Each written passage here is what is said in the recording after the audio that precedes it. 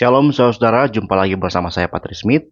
Di video ini saya akan menanggapi sebuah podcast dari Romo Daniel Biontoro. Ada sebagian kecil dalam podcast itu yang saya kira saya bisa memberikan sedikit tanggapan. Ini bukan dalam rangka ofensif atau menyerang Romo Daniel, tidak. Tapi ini ya dalam rangka kita belajar bersama. Termasuk saya ingin belajar memberikan tanggapan terhadap orang-orang yang dalam pandangan saya ya cukup berkelas dan sangat-sangat kredibel lah ya, yang cukup saya kagumi secara pribadi. Seorang pendiri Gereja Ortodoks Indonesia, itu luar biasa. Dia menulis sejarah dalam hidupnya kan di kekristenan di Indonesia ini. Dia pendiri Gereja Ortodoks. Ini orang luar biasa. Nah, tanggapan seperti ini jangan langsung disimpulkan bahwa saya membenci beliau atau saya ingin melakukan penyerangan atau anti-ortodoks. Tidak, ya. Ini sebagai pembelajaran bagi teman-teman Protestan, khususnya, termasuk bagi saya sendiri, yang ingin belajar memberikan tanggapan kepada orang-orang yang kredibel. Nah, video yang akan saya tanggapi itu ada di deskripsi, linknya. Teman-teman bisa pergi nonton videonya, bagi yang Protestan, itu bisa belajar banyak hal tentang kristologi di sana. Karena biarpun itu membahas Mariologi, ada juga disinggung tentang kristologi sedikit ya. Tapi juga teman-teman yang ortodoks khususnya sangat harus menonton video itu untuk memperdalam pemahaman kalian mengenai Mariologi dalam sudut pandang kalian. Jadi di sini saya sarankan untuk teman-teman ortodoks pergi belajar supaya memperdalam pemahaman kalian tentang iman kalian. Nah, memang saya akan menanggapi isi pemahaman tentang Mariologi di sana. Tapi sekali lagi bukan berarti saya ini ingin memberikan bentrok atau ingin ada pertentangan atau mengutuk atau sebagainya, tidak. Tapi menjadi bahan pemikiran supaya iman kita semakin dalam, iman kita semakin luas, dan semakin kita bisa saling memahami pemahaman kita masing-masing. Oke, sebelum saya memberikan tanggapan, mari kita nonton bagian yang akan saya tanggapi, akan saya cuplikan di video saya ini. Dengan demikian, kemanusiaan Yesus itu munculnya dari rahimnya Maria ini. Dengan demikian, kemanusiaan Yesus itu adalah diciptakan oleh Roh Kudus dari ovumnya Bunda Maria tanpa campur tangan laki-laki. Sehingga dengan demikian, maka Maria ini memberikan kontribusi terhadap karya keselamatan atau karya inkarnasi melalui kerelaannya ketika ditawari oleh malaikat untuk menjadi ibu penebus ini. Coba kita baca di dalam Lukas 1 ayat 38. Kata Maria, sesungguhnya aku ini adalah hamba Tuhan, jadilah padaku menurut pendapat. Ya, jadilah padaku menurut yang kau katakan. Sehingga seandainya Maria mengatakan, enggak mau, aku takut nanti dilempari batu kalau aku hamil tanpa suami, maka inkarnasi akan tertunda. Maka inkarnasi itu terjadi karena Maria dengan rela, kalau oleh ketaatan dan imannya mengatakan, jadilah padaku menurut yang kamu katakan. Sebagai seorang gadis muda yang kira-kira umur 15 atau 16, mengetahui bahwa resikonya untuk seorang hamil tanpa suami, seorang hamil dalam keadaan belum menikah, menurut hukum perjanjian lama harus dilempari batu. Toh dia tetap mengatakan, jadilah padaku menurut yang kau katakan. Berarti kalau demikian, dia mempunyai ketaatan yang luar biasa, keberanian untuk ambil risiko demi untuk mentaati kehendak Allah. Nah, oleh karena itu, akhirnya oleh ketaatan Maria ini, firman itu masuk ke dalam rahimnya, lalu mengambil ovumnya, lalu diciptakan menjadi janin, diciptakan menjadi tubuh dari Bunda Maria ini. Sehingga dengan demikian bukan saja kemanusiaan Yesus itu adalah buah dari rahim Maria, tapi Maria sendiri menjadi ibu dari Kristus yang adalah firman Allah. Coba kita baca di dalam ayat 43. Siapakah aku ini sampai ibu Tuhan? Nah, Maria disebut ibu Tuhan. Jadi istilah Maria ibu Tuhan atau Bunda Allah itu bukan karangan teolog tertentu atau bukan kalangan gereja tertentu, itu bahasanya Alkitab. Nah, banyak orang lupa ini. Ya, orang kata, oh Allah, Tuhan kok punya ibu, Allah kok punya ibu. Ya mungkin kamu keliru. Yang dimaksud Bunda Allah itu bukan Allah Bapa itu jadi manusia, bukan. Yang dimaksud bahwa Bunda Allah adalah firman-Nya Allah yang bersifat Allah ini, yang mengambil kemanusiaan dari Bunda Maria, sehingga Maria ini betul-betul menjadi ibunya firman Allah yang adalah Allah, sehingga dia disebut sebagai Bunda Allah. Oleh karena itu, gelar Bunda Allah atau dalam bahasa Yunaninya Theotokos. Theos itu artinya Allah, tokos itu yang memberi kelahiran. Ya.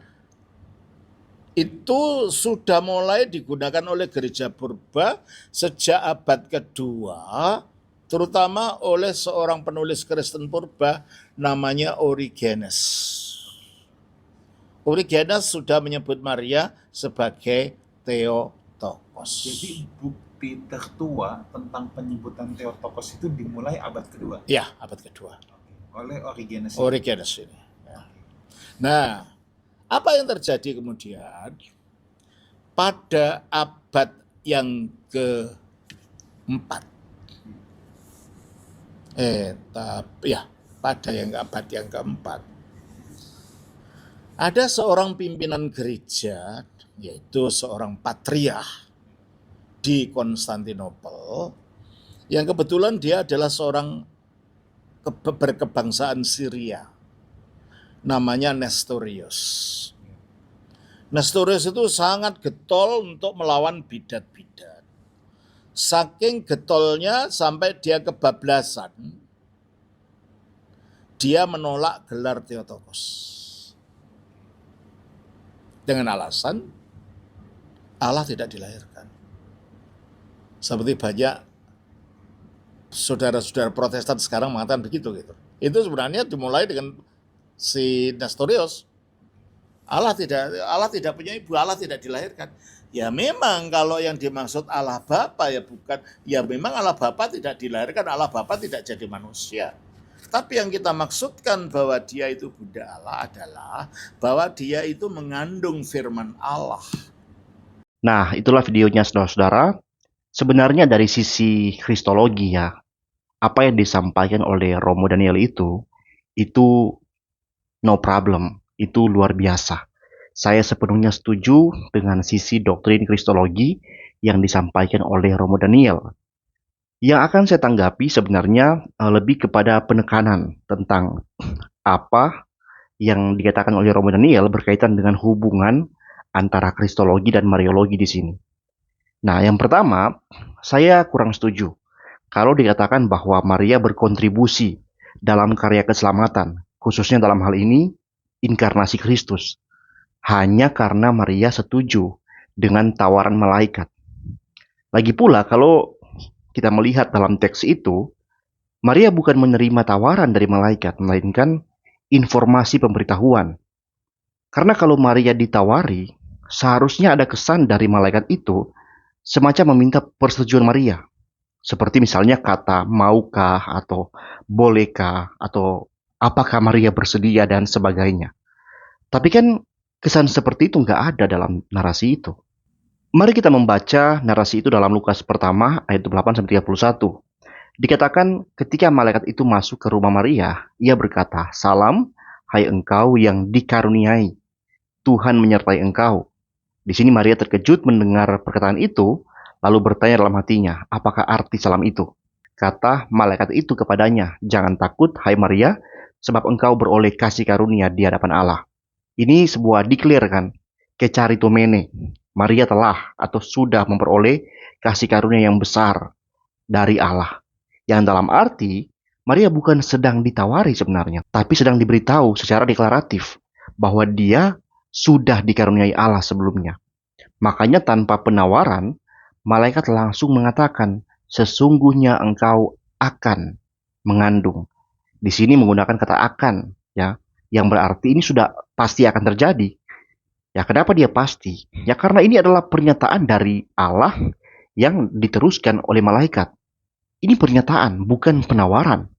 Bahkan dikatakan dan akan melahirkan. Menggunakan kembali kata akan. Melahirkan seorang anak laki-laki. Dan hendaklah engkau menamai dia Yesus. That's it. Selesai. Tidak ada tawar-menawar. Nah, di ayat 35, Maria bertanya. Bukan negosiasi. Maria bertanya karena ya dia pikirkan dia masih perawan. Bahkan belum menikah. Tidak mungkin dia akan mengandung tanpa ada perkawinan terlebih dahulu. Jadi itu sebuah pertanyaan, bukan negosiasi. Nah, malaikat kemudian menjawab pertanyaan dari Maria bahwa Roh Kudus akan menaungi dia. Setelah itu, tidak ada nuansa penawaran atau negosiasi dalam narasi ini. Bahkan sebenarnya kalau kita lihat dalam jawaban Maria paling terakhir, itu sama sekali bukan memberi kesan bahwa dia menyetujui sebagaimana yang dikatakan oleh Romo Daniel.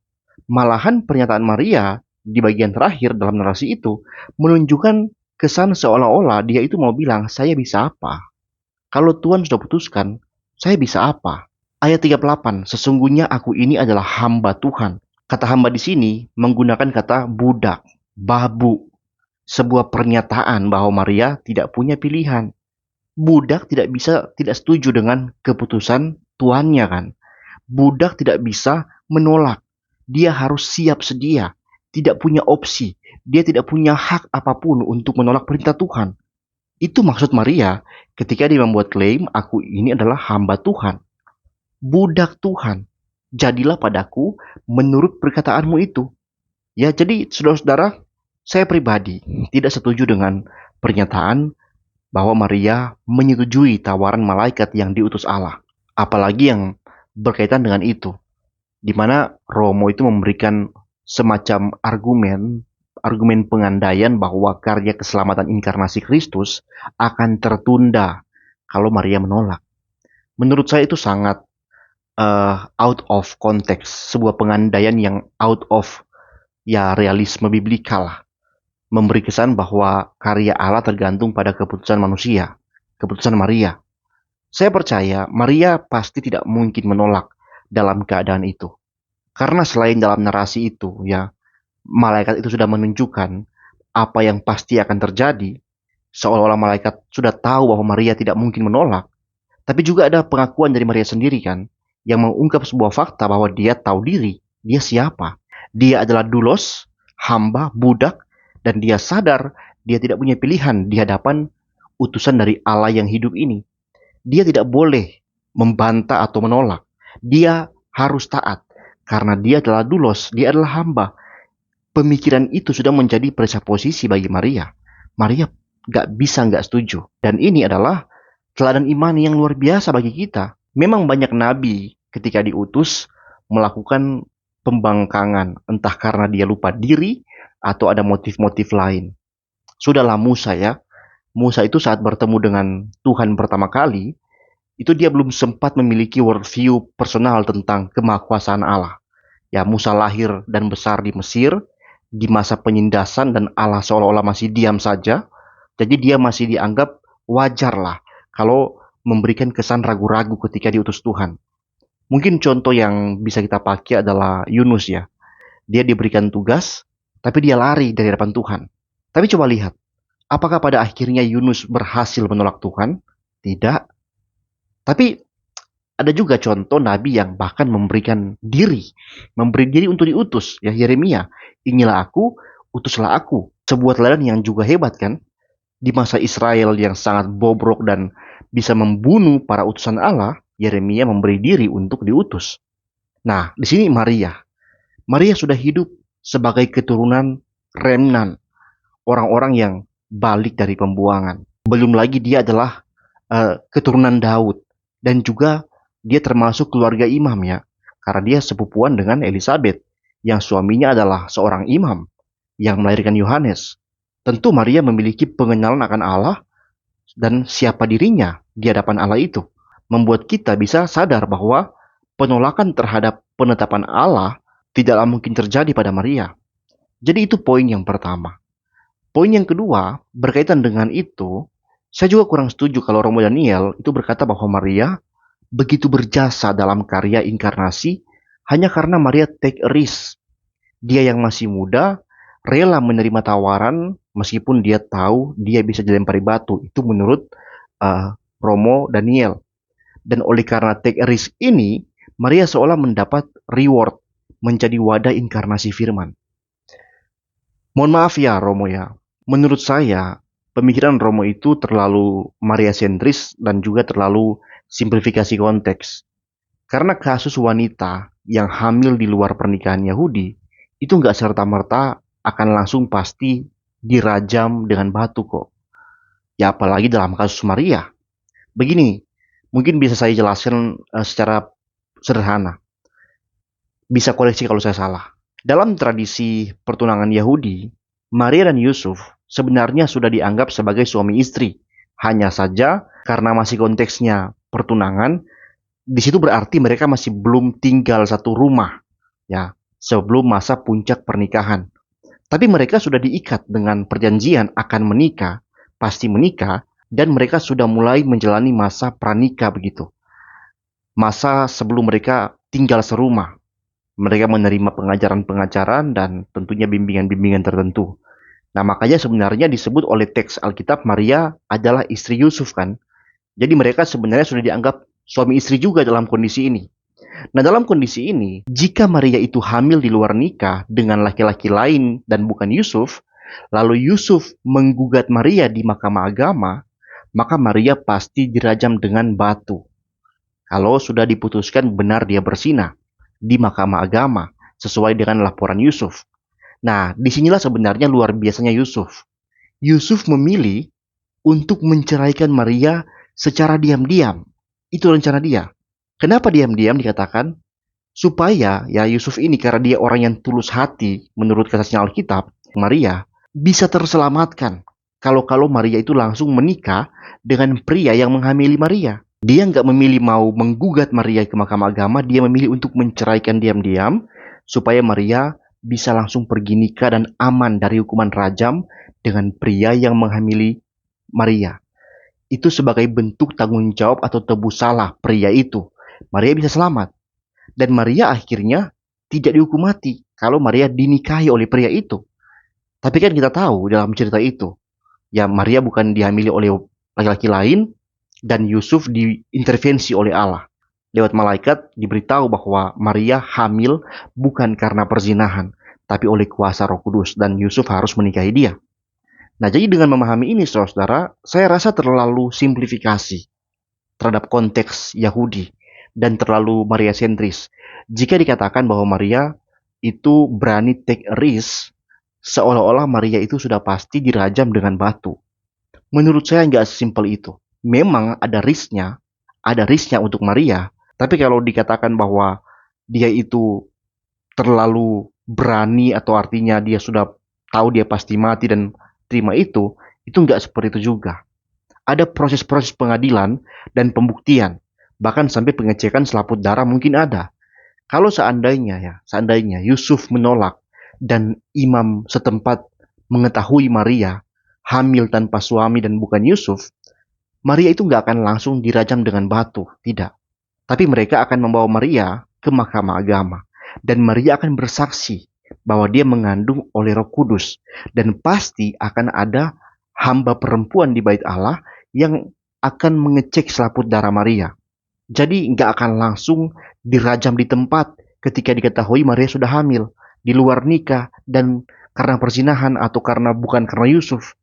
Ya, Yahudi bukan kaum barbar seperti RT 06 yang main bakar-bakar aja. Nah, saudara-saudara, ingat kan kisah seorang perempuan yang kedapatan berzina. Mereka itu kan nggak langsung membunuh dia di tempat kan? Mereka membawa dia ke Mahkamah Agama. Dan untuk mencoba Yesus, para imam dan ahli Taurat di Mahkamah Agama membawa perempuan itu kepada Yesus untuk mendengar pendapat Yesus. Jadi nggak langsung dibunuh. Nah, sekali lagi, kalau dikatakan Maria take a risk, ya memang ada risknya. Tapi terlalu berlebihan menurut saya, kalau itu semua hanya ada di pundak Maria sendiri. Saya lebih senang mempercayai bahwa Maria menikmati kasih karunia Allah yang besar, tapi bersama juga dengan Yusuf, dan mereka berdua adalah orang yang taat. Mereka berdua nggak bisa dipisahkan, nggak bisa dibedakan dalam karya inkarnasi Kristus dalam hal ini. Ya memang kita bisa lihat Maria sebagai yang mengandung, tapi nggak mungkin kan Maria mengandung terus Yusuf keluyuran-keluyuran, nggak mungkin kan. Yusuf pasti selalu di sisi bertanggung jawab menafkahi Maria. Nah mungkin ini salah satu ironi terbesar yang sering saya lihat. Mungkin saya salah, bisa dikoreksi. Tapi saya melihat dalam isu tentang Bunda Maria, Bunda Allah yang terberkati ini, saya melihat ada semacam ketimpangan porsi penekanan yang terlalu besar kepada Maria seorang diri, yang justru mengabaikan peran Yusuf. Pria yang secara nyata mengambil resiko sosial, emosional, dan spiritual dalam situasi yang luar biasa sulit bagi dia. Yusuf ini bukan cuma figuran, saudara. Dia bukan sekedar suami pendamping, tapi dia seorang pribadi yang Allah pilih sejak semula untuk menjadi ayah asuh bagi Mesias, sehingga gelar anak Daud menjadi paten milik Yesus secara hukum sosial kan. Karena untuk sah secara legal, Yesus harus diakui sebagai keturunan Daud, dan itu haruslah dari sisi ayahnya. Karena meskipun Maria memang juga adalah keturunan Daud, yang membuat Yesus sebagai keturunan Daud secara biologis juga, tapi kalau Yusuf bukan keturunan Daud, maka di mata hukum genealogi Yahudi, Yesus bukanlah keturunan Daud, dan nubuatan tidak akan terjadi secara legal sistem Yahudi pada Yesus kala itu, yang mengharuskan warisan status kesukuan itu berasal dari laki-laki dan bukan perempuan. Saudara-saudara, dalam genealogi Yahudi, status suku, warisan, dan hak kerajaan itu diturunkan melalui garis laki-laki Yahudi kan. Seorang ibu memang menentukan status keyahudian, tapi ayah itu menentukan silsilah suku dan garis keturunan resmi. Jadi garis keturunan Daud secara resmi harus melalui ayah atau ayah hukum. Itu sebabnya saudara dalam Matius pertama, silsilah dari Abraham ke Daud ke Yusuf itu sangat penting, yang menunjukkan bahwa Yusuf adalah keturunan Daud melalui Salomo yang merupakan jalur kerajaan dan pewaris takhta Daud. Jadi walaupun Yesus tidak dikandung oleh Yusuf, tetapi Yusuf menikahi Maria sebelum Yesus lahir. Ya, Matius pertama ayat 24 sampai 25. Yusuf juga harus terlibat dalam pemberian nama bagi Yesus. Matius pertama ayat 25. Sebuah tindakan legal adoption dalam budaya Yahudi, yang dengan demikian membuat Yesus secara hukum adalah anak Yusuf, dan silsilah Yusuf menjadi sah atas diri Yesus. Jika Yusuf sekali lagi bukan keturunan Daud, Yesus tidak bisa dianggap sah sebagai pewaris janji kerajaan Daud. Nubuat-nubuat seperti dalam 2 Samuel 7 ayat 12 sampai 16, Yesaya 9 ayat 6 sampai 7, Yeremia 23 ayat 5 tidak akan tergenapi secara legal di atas Yesus. Maria bisa aja keturunan Daud secara biologis, tapi hukum Yahudi tidak mengakui warisan kerajaan melalui perempuan, kecuali dalam kasus ekstrim, misalnya dalam kasus Sisera Vehat, ya. Tapi itu pun soal tanah warisan, bukan soal kerajaan, bukan tahta. Nah, saudara-saudara, kalian lihat betapa signifikansinya Yusuf di samping Maria ini. Makanya saya katakan, ada ketimpangan penekanan pada peran dalam hal ini Yusuf dan Maria. Penting sekali posisi Yusuf di samping Maria ini, saudara. Karena saya lagi ingat, seperti yang kita tahu, nubuat tentang tunas Isai, anak Daud, itu sudah semenjak perjanjian lama, menandakan adanya Yusuf sebagai tunangan Maria bukanlah sebuah kebetulan, tapi memang rencana ilahi yang kekal dalam karya keselamatan. Dan Yusuf menerima dengan sepenuh hati anak Allah sebagai anaknya, karena dia telah dipersatukan Allah dengan Maria yang dia terima sebagai istrinya. Dan kita tahu, saudara-saudara, sebagai seorang pria Yahudi, tanggung jawab itu tidak kecil. Dalam konteks budaya Yahudi, menerima seorang wanita hamil dan bukan karena dirinya, lalu tetap menikahinya, berarti menanggung semua malu, semua cibiran, dan semua resiko yang lain juga. Tapi, adakah Yusuf menjadi ayah yang buruk? Dia menjadi suami dan ayah yang baik semenjak Yesus dikandung 9 bulan di rahim istrinya.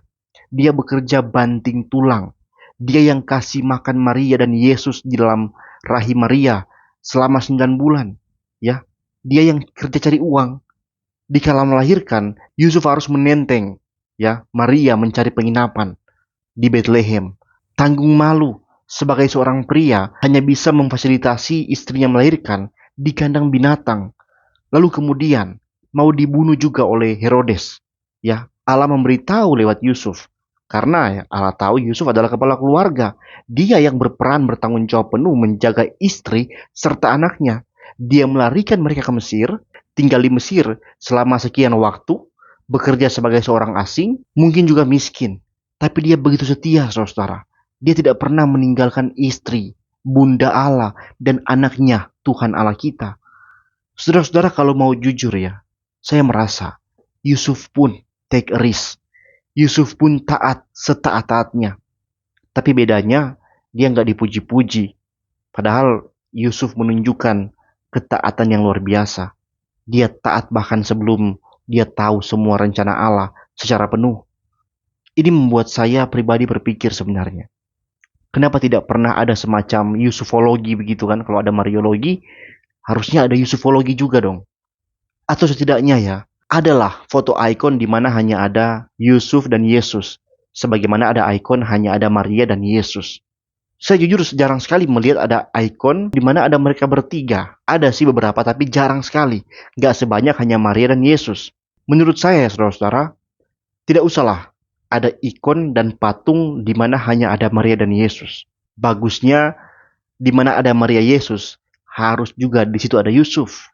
Karena Yusuf gak pernah meninggalkan Maria dan Yesus loh. Semenjak malaikat memberitahu bahwa anak itu dari Roh Kudus, semenjak itu Yusuf gak pernah meninggalkan Yesus dan Maria. Makanya gak usahlah ada ikon yang hanya ada Maria dan Yesus. Bagusnya selalu ada mereka bertiga. Karena kontribusi Yusuf sangat besar dalam membentuk kehidupan awal Yesus sebagai manusia, termasuk menjadi teladan ketaatan dan keadilan. Yusuf itu seorang ayah kan.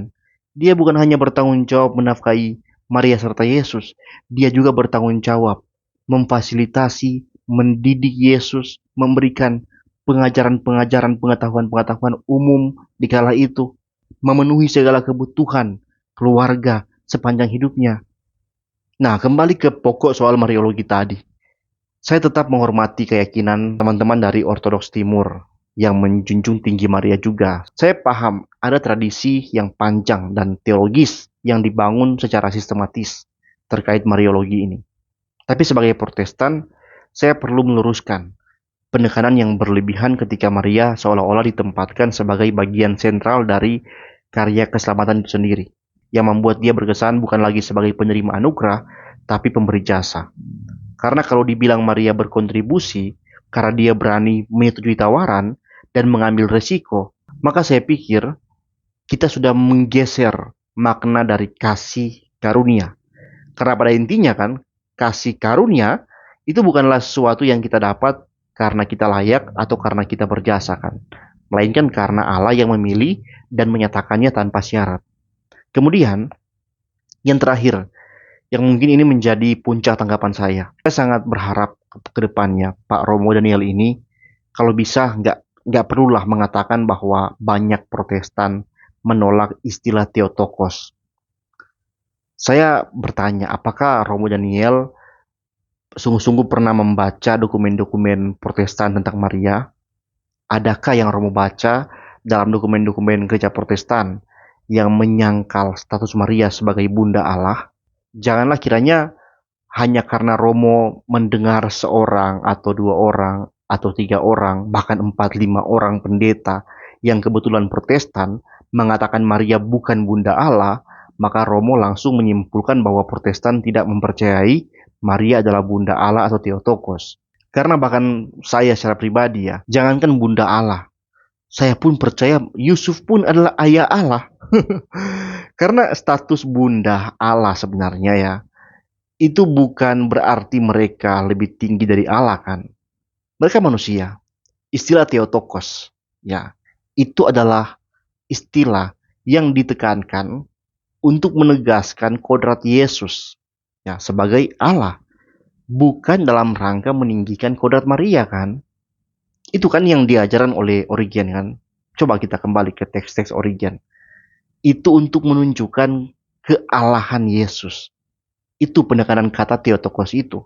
Bukan meninggikan atau mengubah kodrat Maria menjadi manusia ilahi seperti Yesus. Bukan kan? Wow, sesat kalau begitu Origen kesannya. Tapi kan nggak begitu.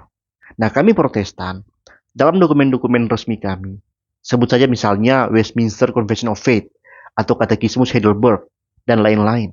Itu nggak ada satupun yang memberi kesan bahwa kami menyangkal status Maria sebagai ibu Tuhan kami, Yesus Kristus yang adalah Allah itu sendiri.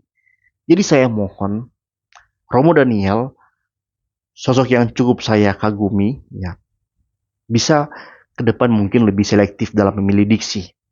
Tapi saya tahu sebenarnya host dalam podcast itu juga ada kekeliruan ketika memilih diksi menyebut Protestan dalam narasinya. Makanya Romo Daniel juga sudah terframing dengan istilah itu. Tanya langsung nih, Ya. apa sih posisi dan peranan Bunda Maria dalam gereja Ortodoks? Sebab yang saya dengar dan yang saya tahu, tentunya pengetahuan saya tentang ini sangat terbatas. Bunda Maria ini mendapatkan tempat yang cukup istimewa dibandingkan pandangan-pandangan gereja-gereja Protestan pada umumnya. Nah, mungkin Romo bisa cerita sedikit tentang Bunda Maria dalam Terima pandangan kasih. gereja Ortodoks. Jadi kalau Ya semoga lah ya kesalahan-kesalahan seperti ini ke depan nggak kembali muncul di publik, di media seperti ini. Ya karena kan sekarang orang nonton YouTube gitu kan, alangkah baiknya kalau memang mau menyinggung Protestan, biarlah itu di dalam gereja Ortodoks sendiri tanpa ada live streaming atau pembahasan secara terbuka. Kasihan kan kami Protestan ini Pak Romo kan. Hari-hari ini kan Romo lihat sendiri. Kami terus dihujat, difitnah sejadi-jadinya oleh Romo-Romo Katolik.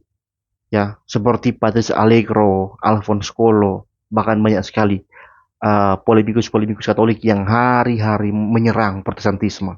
Romo Daniel yang saya harapkan sebenarnya bisa memberi kesan menengahi dalam kondisi seperti ini. Bukan ya malah berpotensi disalahpahami dan akhirnya membuat Protestan semakin tersuduti begitu.